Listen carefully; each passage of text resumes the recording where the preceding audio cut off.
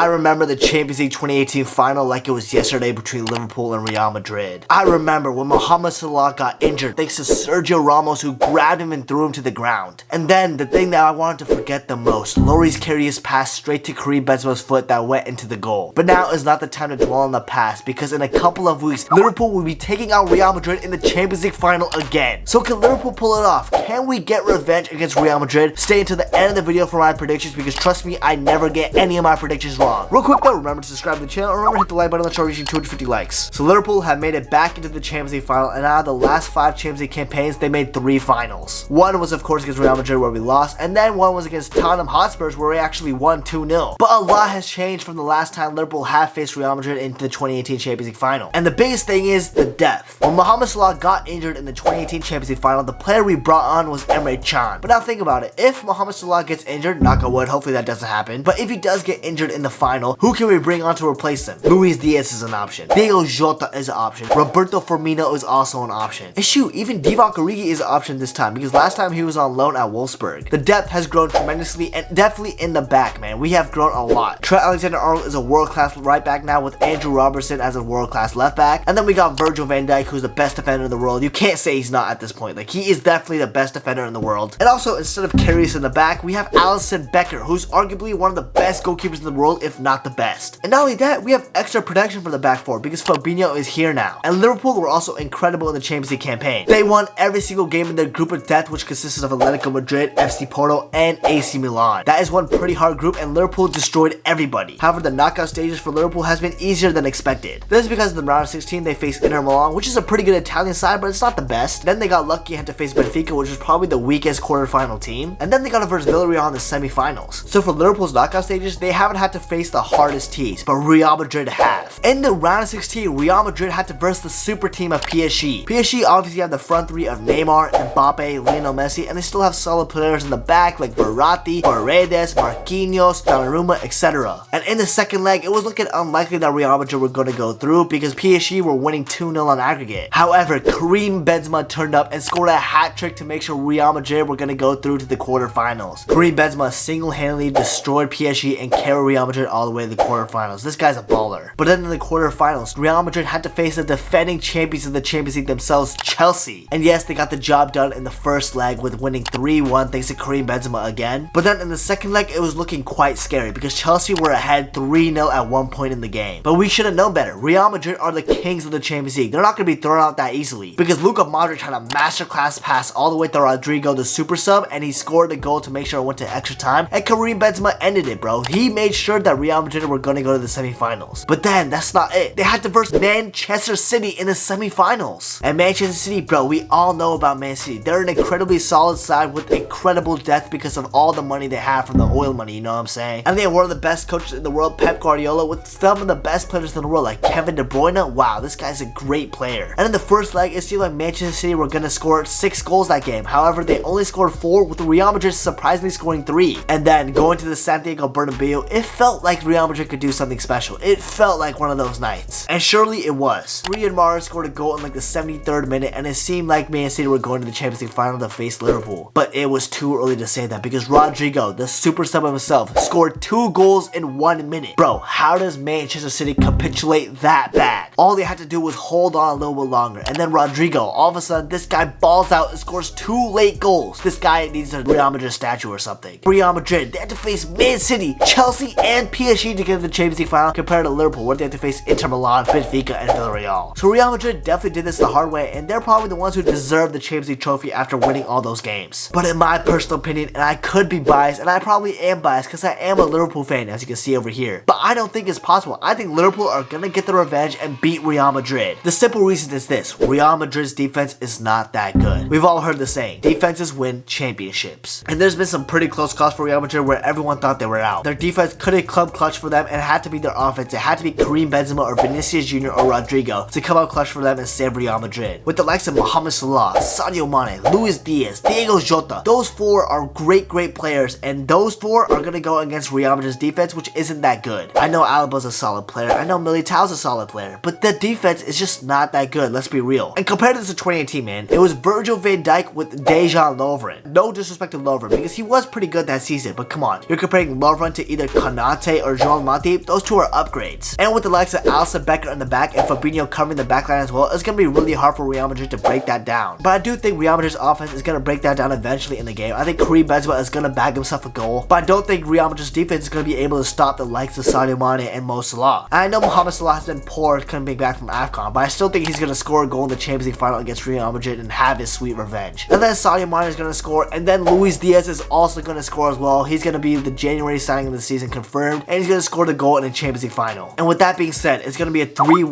scoreline with Liverpool winning the game. That same 3-1 scoreline happened in the 2018 Champions League final, but this time instead of Real Madrid coming on top, it's going to be Liverpool. Anyways, let me know your own predictions in the comments down below, and that's all I wanted to say. Thank you so much for watching, and I'll see you guys in the next video. Man, peace.